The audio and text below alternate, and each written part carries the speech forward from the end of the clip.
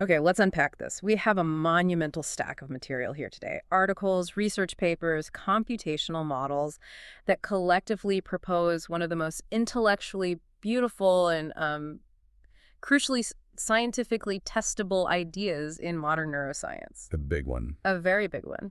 We are diving deep into the hypothesis that consciousness has a fundamental, measurable geometric structure, the phenomenal manifold hypothesis, or PMH. That's absolutely right. And our mission today is, well, it's formidable. We're going to try and translate some truly complex mathematics. We're talking differential geometry, information theory, into concepts that are not just understandable, but that really convey the profound implications of this. And the core premise is, it's radical. We're talking about the idea that every single conscious state you or I have ever experienced, Every single one. the specific shade of blue you see right now, the slight ache in your shoulder, a memory from childhood, that it's all just a precise, unique, quantifiable point, a point on a huge, high-dimensional mathematical map.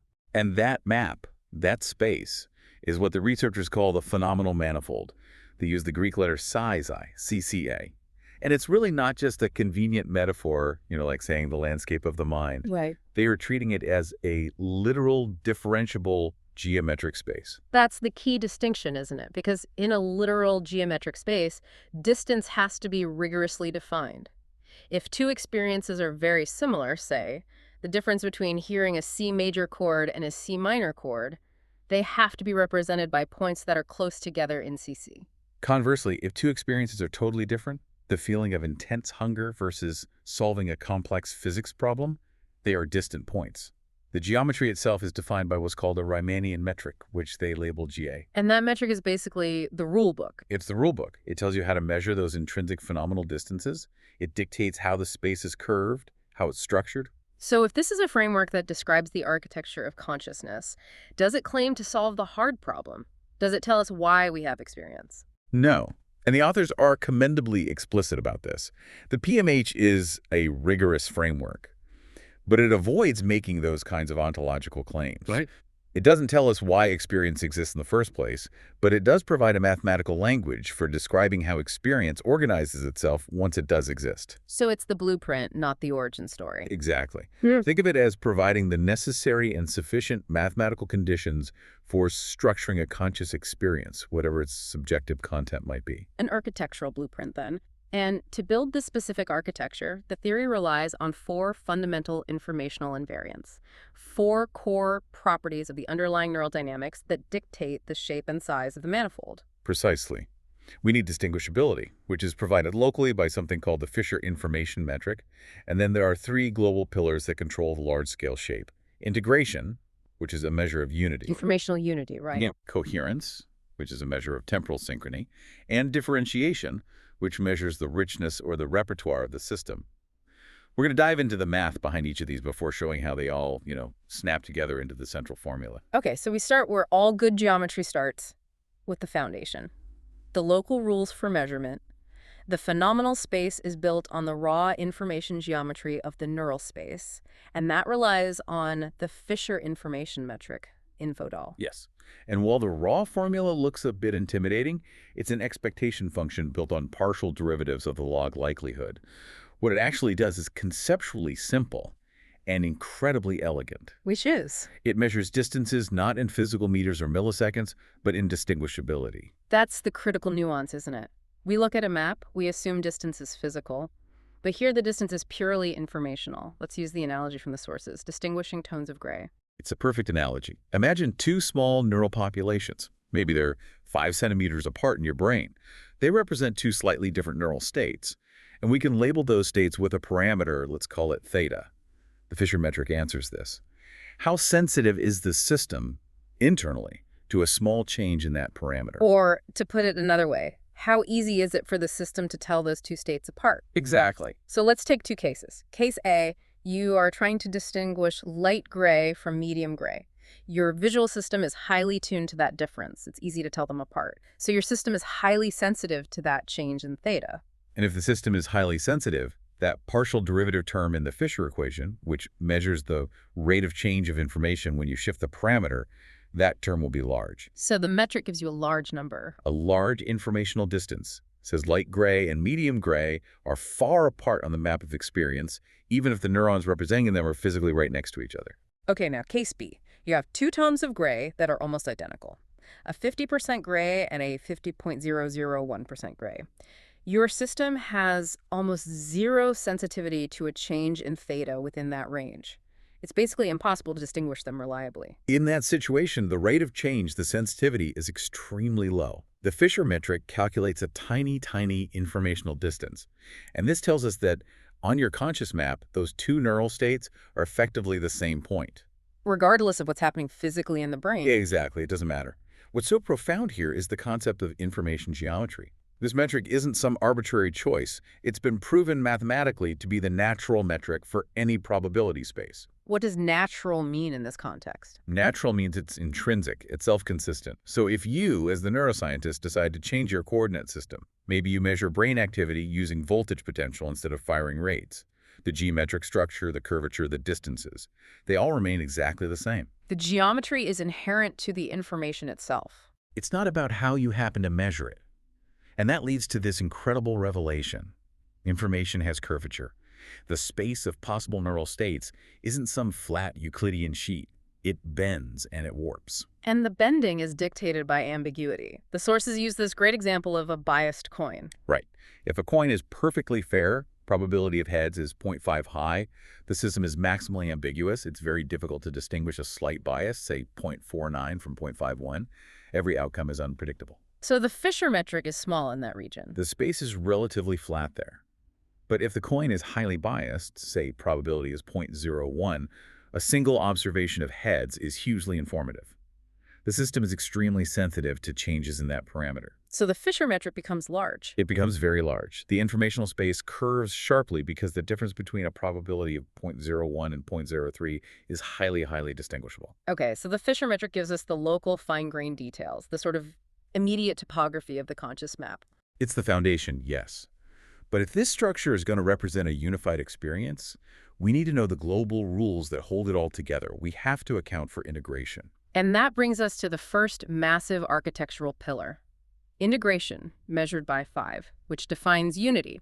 This is a concept borrowed from integrated information theory, but it's central to shaping the PMH manifold. It's all about measuring how much the system is worth more than the sum of its independent parts. It's the informational blue. And it's quantified by the difference between the probability distribution of the whole system, pi xs, and the distribution if we were to hypothetically cut off communication. We'll use that famous orchestra analogy to really understand how this mechanism works. Imagine a massive symphony playing a complex piece. This coordinated system has high integration. Every instrument is affecting every other. Okay, so we're listening to the whole orchestra. Now we do the thought experiment. We perform the mathematical experiment. We place a conceptual, soundproof wall, the informational cut, right between the violins and the brass section. Uh-oh.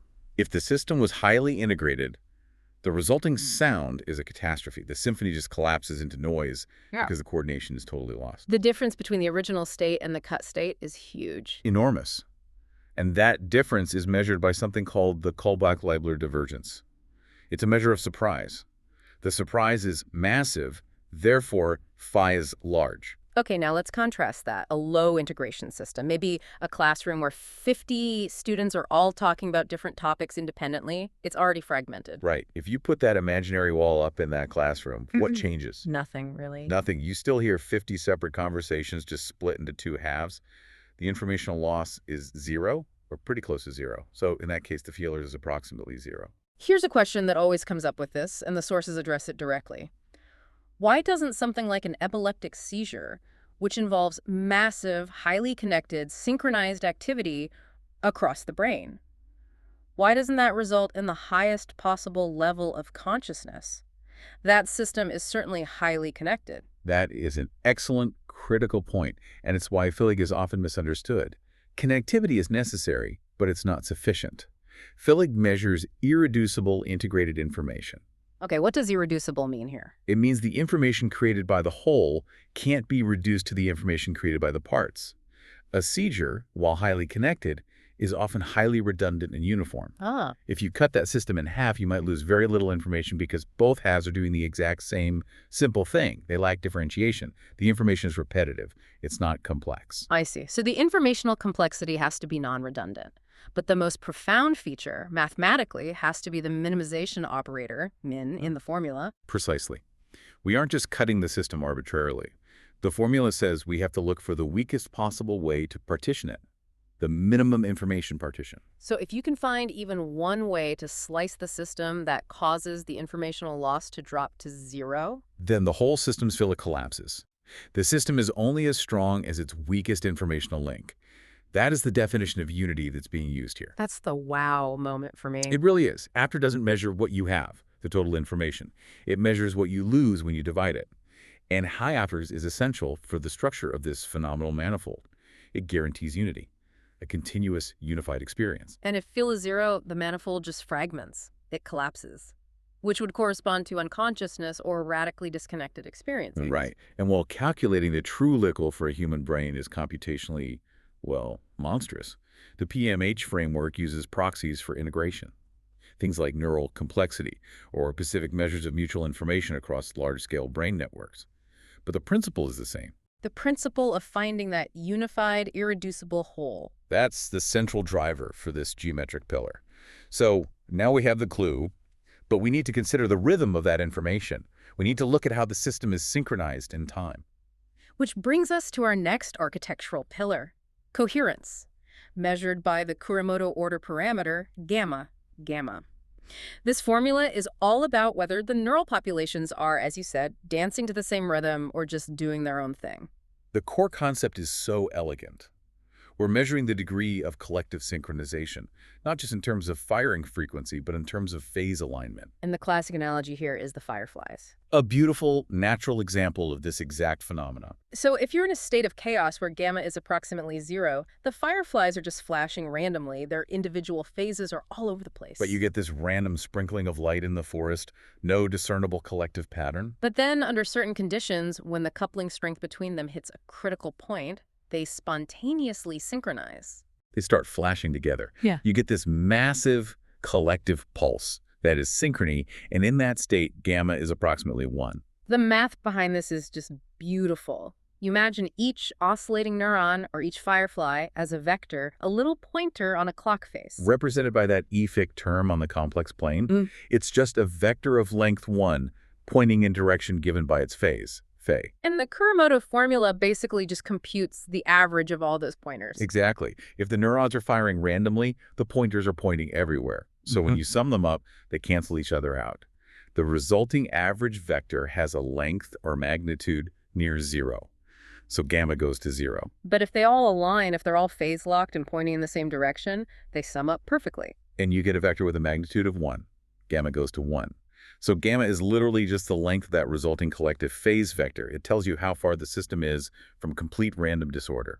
I think the critical takeaway here is its universality. This isn't some bespoke neuroscience formula that someone cooked up. Not at all. It is the Kuramoto order parameter, and it describes the universal phenomena of spontaneous synchronization. Which is just mind-blowing. The sources note that the single formula describes how molecules couple in lasers, How coupled oscillators behave in physics, how those fireflies flash. and how human crowds in a stadium will suddenly start synchronizing their applause. It's a fundamental law of collective emergence in nature. So in the context of our phenomenal manifold, high gamma is really critical. It implies temporal stability, predictability. Right. States like deep sleep, where you have these huge slow-wave oscillations dominating, or certain advanced meditative states, they exhibit extremely high coherence. And high coherence tends to stabilize the phenomenal geometry.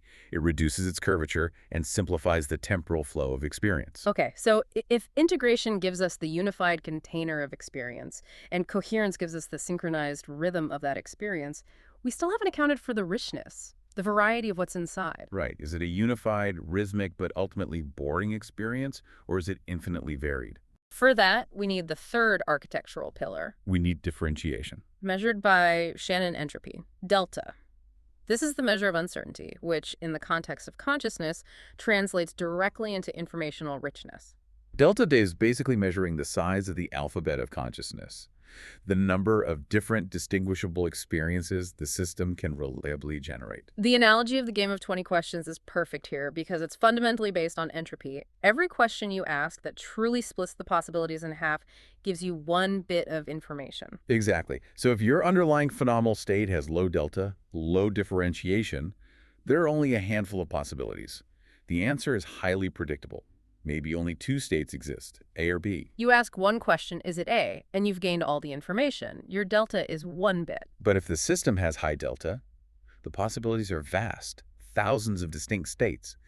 You need many, many questions, many bits to pinpoint the exact state. Delta measures the average surprise of observing any given state. And the profound implication here lies in what you could call the paradox of predictability. Absolutely. A perfectly predictable system, a mind that always produces the exact same thought, a total automaton, has an entropy, a delta, that approaches zero, Zero surprise means zero information. leading to an empty, deterministic, repetitive experience. Or maybe no experience at all. Conversely, maximum entropy, maximum delta, corresponds to maximum uncertainty, where all possible states are equally likely. In phenomenal space, this translates to maximum richness of possibilities. This is why highly complex states, like those induced by psychedelics, show massive increases in measured entropy.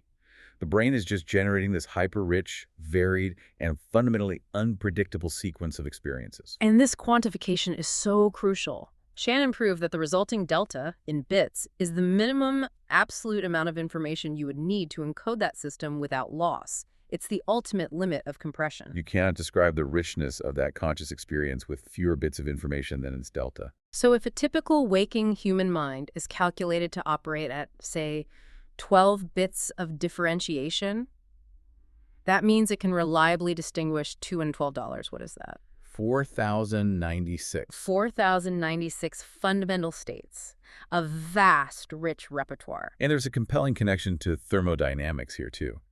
Shannon deliberately named his concept entropy because its mathematical form is identical to the Boltzmann formulation of entropy in physics. Right.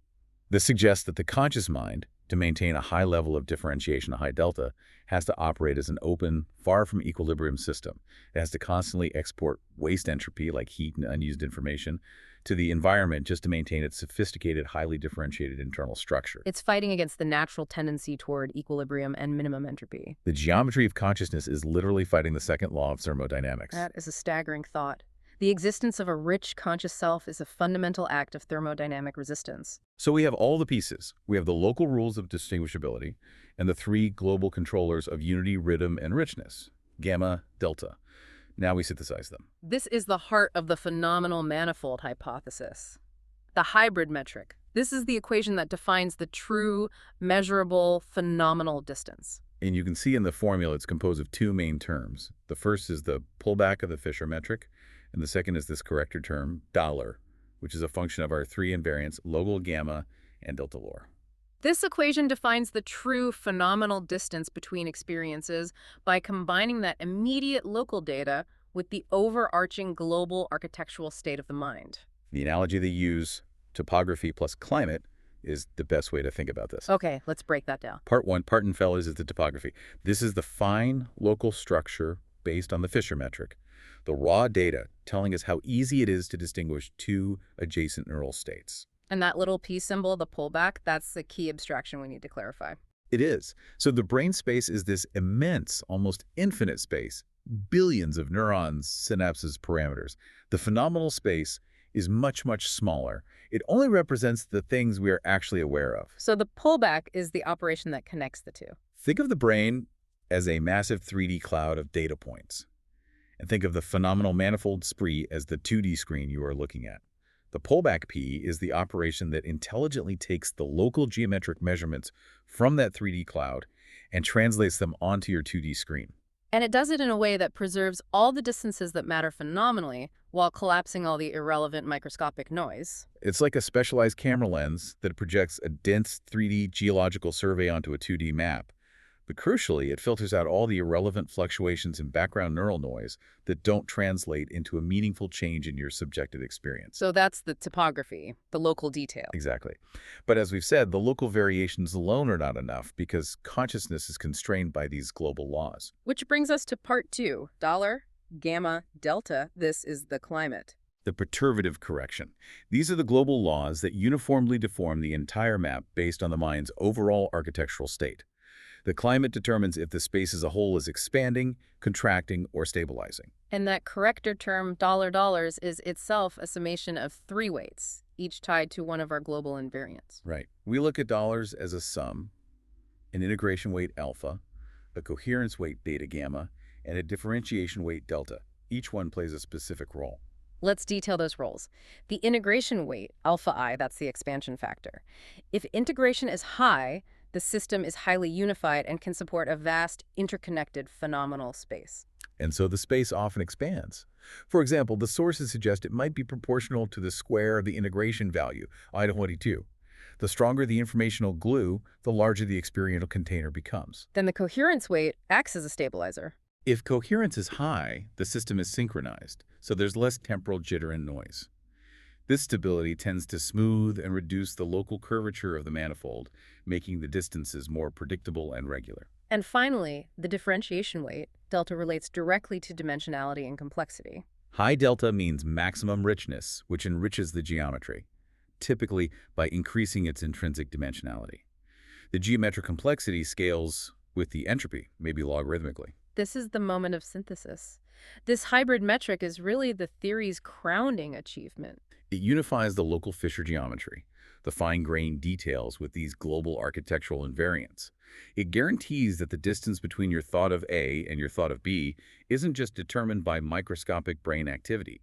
It's profoundly shaped by whether your mind is currently unified, synchronized, and rich. And for this to even be a functional metric, it has to satisfy strict mathematical requirements, right? Like being positive definite. It has to be. That just means that no matter what your state of mind is, wakeful, dreaming, meditative, the distance between any two different experiences in Saitoya can never be zero or negative. Structure must be preserved. Okay, before we get to the concrete examples, you mentioned that projection function, BAO, which shows up as pi in the hybrid metric. We should probably spend a moment on that because it seems to be doing a lot of the heavy lifting here. It really is.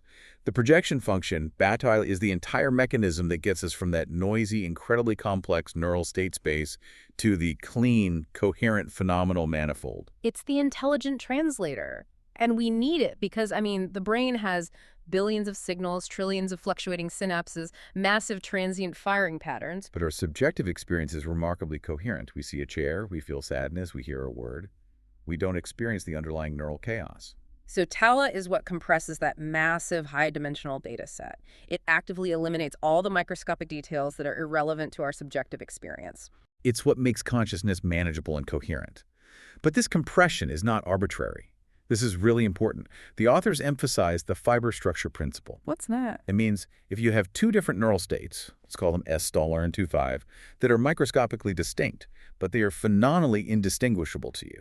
So they both just feel like the color red with no subjective difference. Exactly. Then the projection mapler must map both SOVA1 and SOA2 to a single point in the phenomenal manifold 5.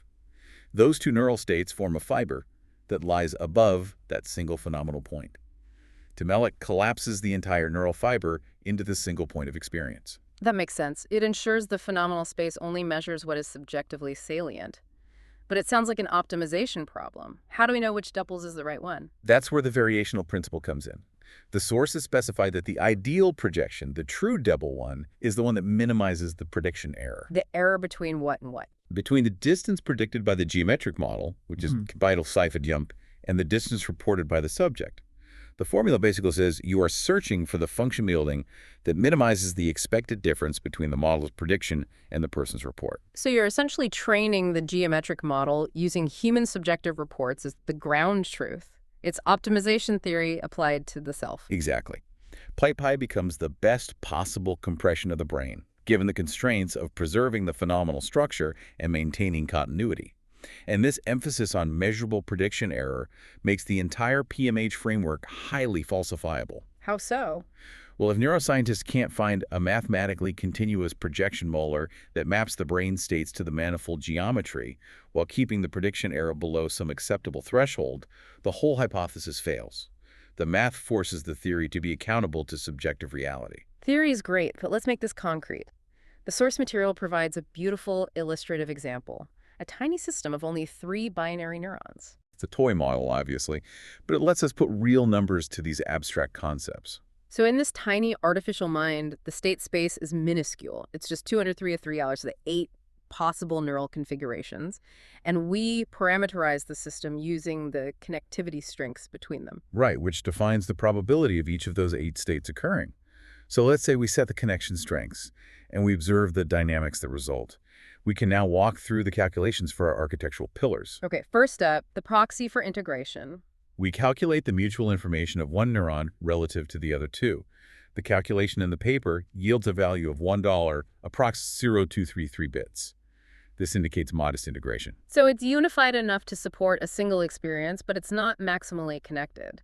It has informational glue, but it's not super glue. What would I-DOLS or 2333 feel like? If this were a full conscious system, it would feel like having a unified perception of a small, simple object.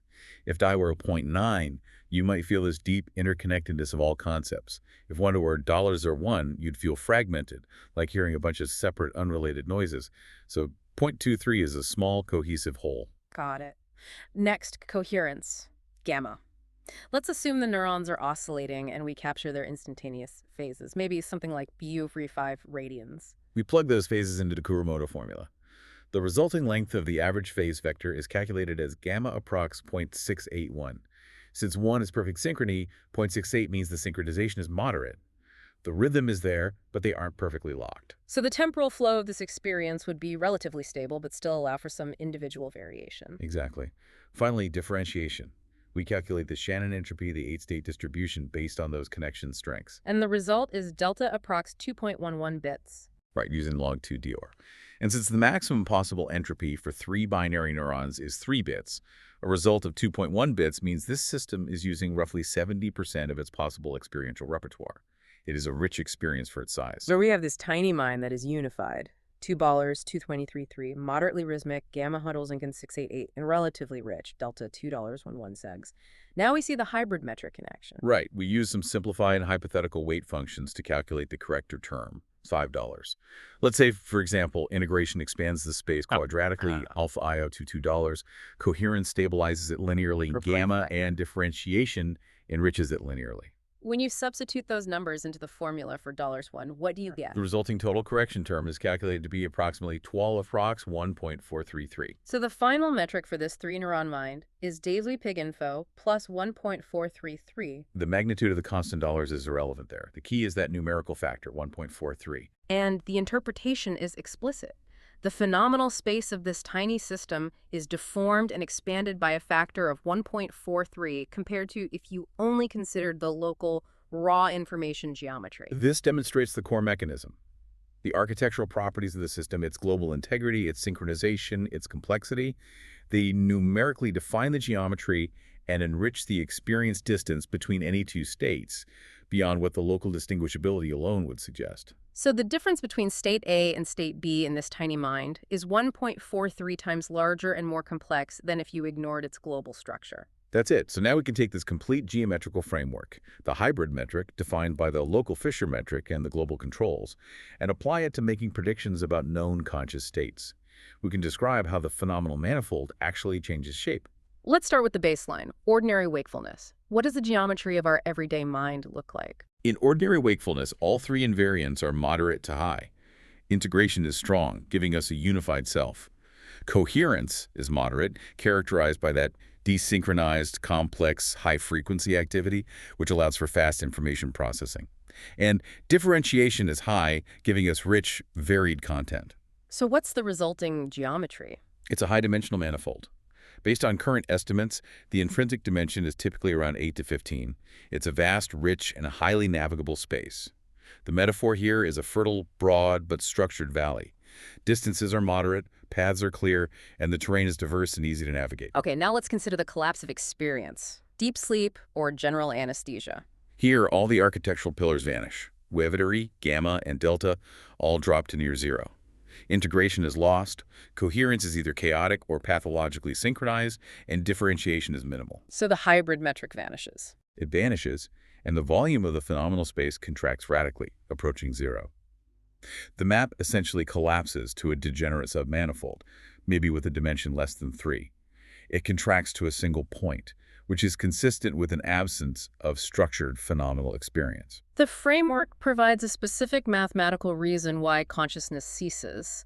The metric required to define phenomenal distance just disappears. It gives us a language for nothingness. But let's move to the opposite extreme. Psychedelic states. This is where the geometry gets really weird. Fractal, even. Yes, fractal. These states are defined by extremely high differentiation, a massive delta, huge richness and unpredictability.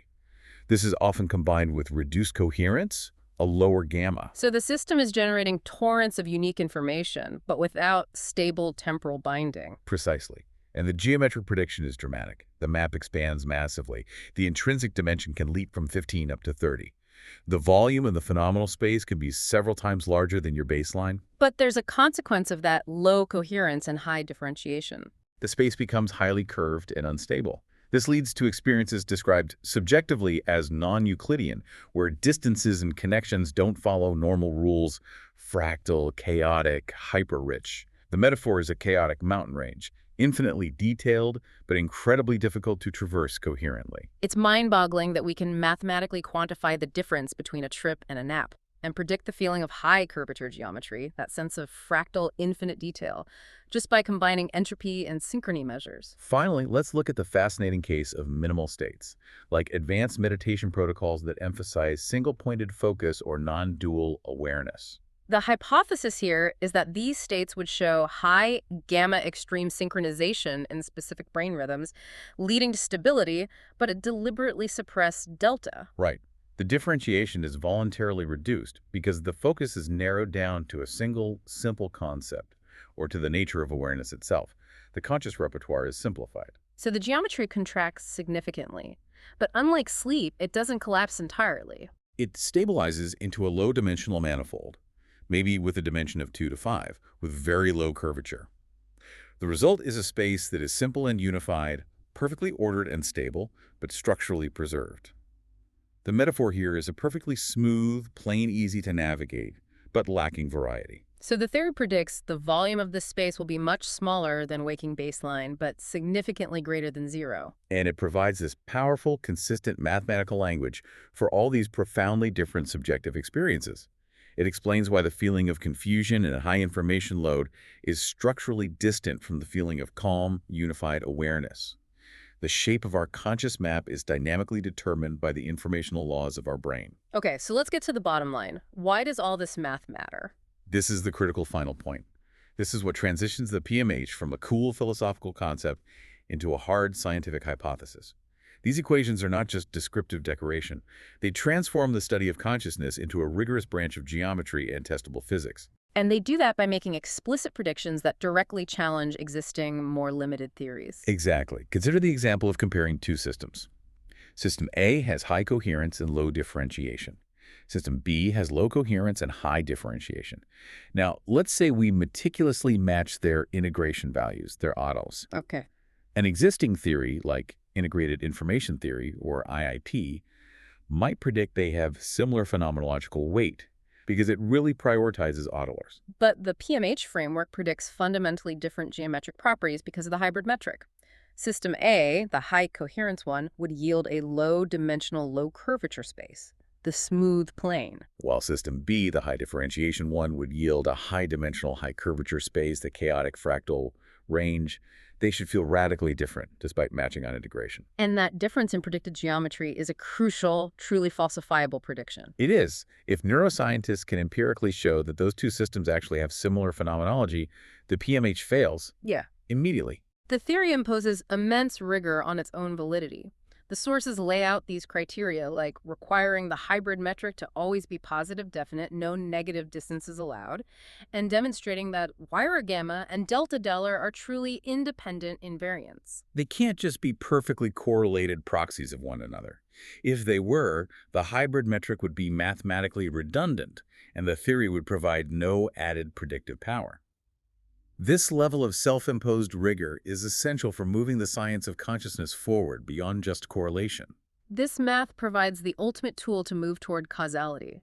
I mean, imagine using advanced, closed-loop neuromodulation like targeted magnetic stimulation to precisely manipulate one of these invariants, You could potentially increase gamma while simultaneously reducing delta. and thereby experimentally induce the geometric configuration that's predicted for a minimal, unified meditative state. And if the subject reports the predicted phenomenology, you've successfully linked geometry to experience. The ultimate beauty of this work is realizing that these abstract concepts, from Riemannian geometry, information theory, optimization principles, are the deepest, most rigorous language we have found so far to describe the intimate, subjective structure of our own minds. It lets us ask one of the oldest human questions in a brand new way. If we could peer into the phenomenal manifold of another person or another species, would its geometry follow the same universal laws? Is the shape of experience dictated by some kind of mathematical constant? What stands out to you?